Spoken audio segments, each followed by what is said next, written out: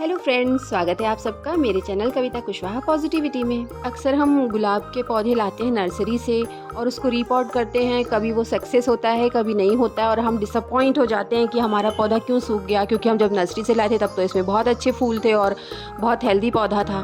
तो इससे रिलेटेड, गुलाब की केयर से रिलेटेड, गुलाब को कैसे रीपॉट करना है, उसका कैसे हमें सॉइल मिक्सचर बनाना है, इस वीडियो में ये सब चीज़ें मैं आपके साथ शेयर करूँगी और गुलाब की केयर के भी टिप्स बताऊंगी और एक दो ऐसे पॉइंट बताऊंगी आपको वीडियो के अंत में, जो कि आपके गुलाब को हमेशा ही फूलों से भरा रखेंगे और कभी भी आपका पौधा खराब नहीं होगा। तो बने रहिए वीडियो में अंत तक। और अगर आपकी फिर भी कोई डाउट रह जाती है तो आप कमेंट सेक्शन में मुझसे पूछ सकते हैं। तो चलिए वीडियो को स्टार्ट करते हैं। आज का जो टॉपिक है रोज़ प्लांट रीपॉटिंग एंड केयर, उसको हम 5 मेन पॉइंट में डिवाइड करके समझेंगे। पहला, कि हमें किस तरह का पौधा सेलेक्ट करना है। सेकंड, हमें सॉइल मिक्सचर कैसा रखना है। थर्ड, हमें गमला कैसा लेना है और रीपॉटिंग कैसी करनी है। फोर्थ, आफ्टर रीपॉटिंग हमें किन किन बातों का ध्यान रखना है। और फिफ्थ और सबसे इम्पॉर्टेंट पॉइंट, कि हमें लॉन्ग टर्म में अच्छी इसमें फ्लावरिंग देखने को मिले और पौधा हेल्दी रहे और बहुत सालों तक चले। तो हम इस वीडियो में ये सारे इम्पॉर्टेंट पॉइंट डिस्कस करेंगे। सबसे पहले बात आती है कि हमें नर्सरी से कैसा पौधा चूज़ करना है। आपको देखना पड़ेगा आपका पौधा ग्राफ्टेड है या फिर ये इंग्लिश रोज़ है या देसी वाला है, वैरायटी उस पर भी डिपेंड करता है। और आप देखें कि ऐसा तो नहीं कि उसमें जो जंगली गुलाब है उसके बहुत सारे ब्रांचेस हैं और रोज़ का एक ही ब्रांच है। नेक्स्ट पॉइंट आता है कि हम अपने गुलाब के पौधों का जब रीपॉट करें इस पौधे को, तो किस तरह का सॉइल मीडिया दें ताकि बहुत दिनों तक हमारा पौधा सालों साल मतलब अच्छे से चले और बहुत अच्छी फ्लावरिंग करे। इसके लिए मैं प्रिफ़र करती हूँ 40% plain garden soil, 30% vermicompost या काउडंग कंपोस्ट, जो भी है आपके पास, गोबर की खाद है तो बहुत ही अच्छी बात है। उसके बाद आपके सॉइल मीडिया को वेल ड्रेन बनाने के लिए 10% रिवर सैंड यूज़ कीजिए। और अगर आपके पास जो मिट्टी है वो भुरभुरी है और उससे पानी बहुत अच्छे से ड्रेन आउट हो जाता है गमले में डालने के बाद, तो फिर आप इस रिवर सैंड को अवॉइड कर सकते हैं। इसके बाद फिर हम लेते हैं 10% नीम की खली।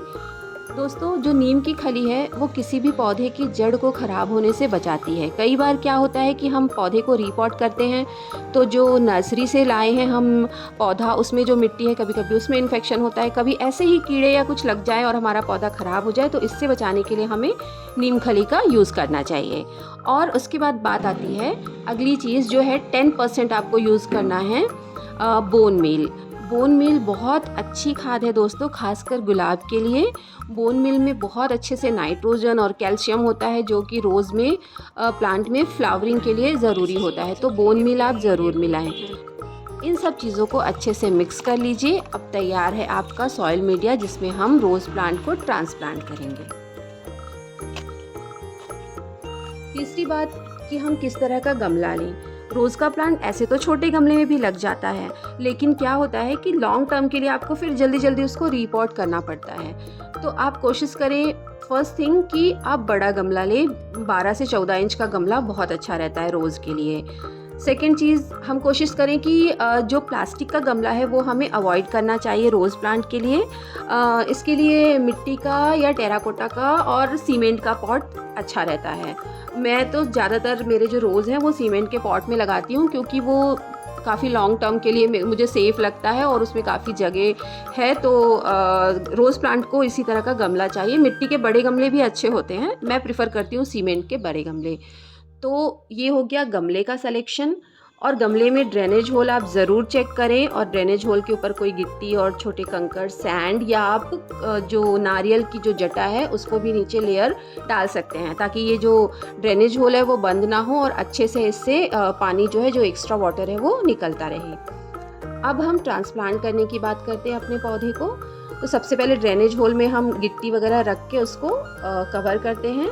देन मैं नीचे थोड़ा सा जो किचन का जो खाद है, किचन वेस्ट से जो बनाया खाद है, या सूखी मूंगफली के छिलके हैं, मटर के जो छिलके हैं, वो मैं सबसे पहले बेस में डाल देती हूँ। लहसुन के छिलके भी इवन। उसके बाद फिर थोड़ी मिट्टी डाल के आप देखिए कि आपको जो प्लांट का जो रूट बॉल है वो कितना बड़ा है, उसके हिसाब से अभी जो नई तकनीक आई है, पहले वो पौधा रख के मिट्टी भर देती हूँ गमले में, फिर वो पॉलीथीन सहित पौधा हटाइए, आपका वो होल तैयार है जिसमें आपको प्लांट लगाना है। उसके बाद आप कट कर लीजिए जो पॉली बैग या बोरी में जिसमें भी आपका प्लांट लगा है। अगर सॉइल आपको बहुत ऐसे टाइट लग रही तो थोड़ा लूज़न कीजिए। ये वाला तो बहुत अच्छे से है। मैं जो प्लांट लाई हूँ इसका सॉइल टाइट नहीं है, बिल्कुल भी हार्ड नहीं है और बहुत अच्छा भुरभुरी मिट्टी है, तो मैं इसको एज इट इज़ इसमें लगा देती हूँ। ये हमारा परफेक्ट पौधा ट्रांसप्लांट हो चुका है। इसके बाद हमें फुल वाटर देना है, पूरा भर देना है गमले को तब तक जब तक नीचे से जो ड्रेनेज होल है उससे पानी निकल नहीं जाता। तो इस तरह से आपको अपने गुलाब के पौधे को ट्रांसप्लांट करना है और कोशिश करें कि 4-5 दिन या 1 सप्ताह तक इसको सेमी शेड एरिया में रखें, डायरेक्ट धूप में ना रखें, तो पौधा थोड़ा सेटल हो जाता है उस जगह के हिसाब से और एकदम उसको जो ट्रांसप्लांट शॉक है वो नहीं लगता। तो ये हो गई आपकी ट्रांसप्लांट करने की। तो अब जब हम पौधा ट्रांसप्लांट कर लेते हैं तो तब बहुत सारी समस्या शुरू होती है लोगों की, क्योंकि जो पौधा है वो धीरे धीरे पत्तियां पीली होने लगती हैं, गिरने लगती हैं और कुछ दिनों में पौधा ख़राब हो जाता है। तो दोस्तों अगर आप मैंने जो बताया वो सारे स्टेप वैसे ही फॉलो करेंगे तो आपका पौधा ख़राब नहीं होगा। हाँ, कभी कभी क्या होता है कि वो ट्रांसप्लांट शॉक ज़्यादा होता है तो पौधा कभी कभी सस्टेन करने में टाइम लेता है। इसके लिए आप बहुत इंपॉर्टेंट एक चीज़ है वो नोट कर लीजिए और ये कभी फेल नहीं होगी, ना सिर्फ गुलाब के लिए बाकी और भी पौधों के लिए। यदि आपका पौधा ट्रांसप्लांट करने के बाद मरने लगता है, सूखने लगता है, तो आप एक काम कीजिए, जो एप्सम सॉल्ट आता है ना वो ले आइए और उसका एक छोटे चम्मच 1 लीटर पानी में घोलिए और आफ्टर जब पौधे आप ट्रांसप्लांट करते हैं उसके बाद आप उसको स्प्रे कर दीजिए पूरे पौधे में और मिट्टी में अच्छे से डाल दीजिए। तो ये जो होता है वो इंस्टेंट पौधे को एनर्जी देता है और जो ट्रांसप्लांट शॉक है वो पौधे को ज़्यादा नहीं लगता और बिल्कुल भी चांसेस नहीं होते कि आपके पौधे ख़राब होंगे। अब गुलाब के पौधे की बात करें तो ट्रांसप्लांट के बाद आप कोशिश कीजिए जो भी पत्तियां उसकी गिरती हैं या आसपास के पौधे के जो भी पत्तियां या सूखे फूल है कुछ भी उसके गमले में ना रहे। हमें गुलाब का जो गमला है उसको बिल्कुल ही साफ़ रखना चाहिए उसकी मिट्टी का, क्योंकि उसमें बहुत जल्दी फंगस वगैरह लगता है। इसलिए सेकेंड चीज़, जैसे ही आपका जो रोज़ का फ्लावर है वो खिल के थोड़ा भी मुरझाने लगता है ना, उसी समय उसको कट करके रिमूव कर दीजिए ताकि वहाँ से नई नई फिर से ब्रांचेस आएंगी। अदरवाइज़ वो प्लांट की एनर्जी सोखता रहता है और जो ग्रोथ है उस पर असर पड़ता है। तो पौधे में फूल को पूरी तरह सूखने तक मत छोड़िए, हल्का सा मुरझाने लगे तो आप उसको कट करके हटा दीजिए। आपको वाटरिंग का भी ध्यान रखना है। अपर लेयर जब थोड़ी ड्राई हो जाए तो आपको पानी देना है। गर्मियों में आप 2 टाइम भी पानी दे सकते हैं, सुबह और शाम। और 15 दिन में आप एक बार इसे वर्मी कंपोस्ट या सरसों की खली का जो खाद है, लिक्विड फर्टिलाइज़र है, वो दीजिए। Because rose plant is heavy feeder, उसको बहुत ज़्यादा खाद की आवश्यकता होती है ताकि वो अच्छे से ब्लूम कर सके। आशा करती हूँ मैंने जो पॉइंट आपको बताए हैं वो आपके लिए हेल्पफुल होंगे। अगर वीडियो अच्छी लगी हो तो मेरे चैनल को सब्सक्राइब कीजिए और वीडियो को लाइक कीजिए। फ्रेंड, आपका सपोर्ट मेरे लिए बहुत मायने रखता है।